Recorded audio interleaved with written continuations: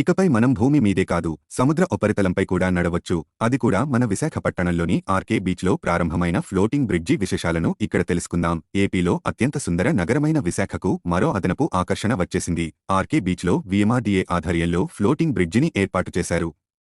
సముద్రంలో నీటిపై తేలియాడే వంతెనను ఏర్పాటు చేయడం ఇదే తొలిసారి. మంత్రి గుడివాడ అమర్నాథ్, రాజ్యసభ్యులు వైవి సుబ్బారెడ్డి ఈ బ్రిడ్జిని ప్రారంభించారు. సుమారు 1,60,00,000 వ్యయంతో ఫ్లోటింగ్ బ్రిడ్జిని అందుబాటులోకి తీసుకొచ్చారు. ఈ తేలియాడే వంతెన పర్యాటకులను విశేషంగా ఆకట్టుకుంటుందని జిల్లా కలెక్టర్ ఎ. మల్లికార్జున తెలిపారు. పర్యాటకుల భద్రతకు కూడా అత్యధిక ప్రాధాన్యం ఇస్తున్నామని కొన్నారు. ఫ్లోటింగ్ బ్రిడ్జి నిర్వహణను పర్యవేక్షించేందుకు వీఎంఆర్డీఏ నుంచి ఒక అధికారి అందుబాటులో ఉంటారు. పర్యాటకులు వంతెనపై వెళ్లినప్పుడు అటూ ఇటూ 2 బోట్లు సంచరిస్తాయి.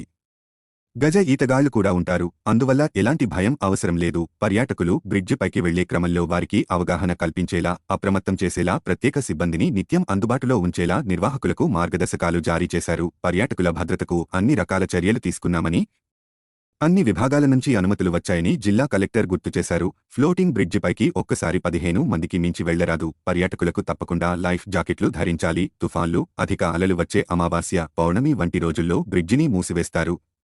మిగతా రోజుల్లో ఉదయం 8 గంటల నుంచి సాయంత్రం 6 గంటల వరకు మాత్రమే అందుబాటులో ఉంటుంది. పెద్దవారికి ₹100, అలాగే పిల్లలకి ₹70 చెల్లించవలసి ఉంటుంది. ఫ్లోటింగ్ బ్రిడ్జి వద్ద మెయింటెనెన్స్ అధికారుల తనిఖీకి సంబంధించి ప్రత్యేక రిజిస్టర్లు, సీసీ కెమెరాలను ఏర్పాటు చేశారు. విశాఖపట్టణాన్ని పరిపాలనా రాజధానిగా భావించిన రాష్ట్ర ప్రభుత్వం ఇక్కడ అన్ని రకాల మౌలిక వసతులు కల్పించేందుకు చర్యలు చేపట్టిందని రాజ్యసభ సభ్యులు వైవి సుబ్బారెడ్డి పేర్కొన్నారు.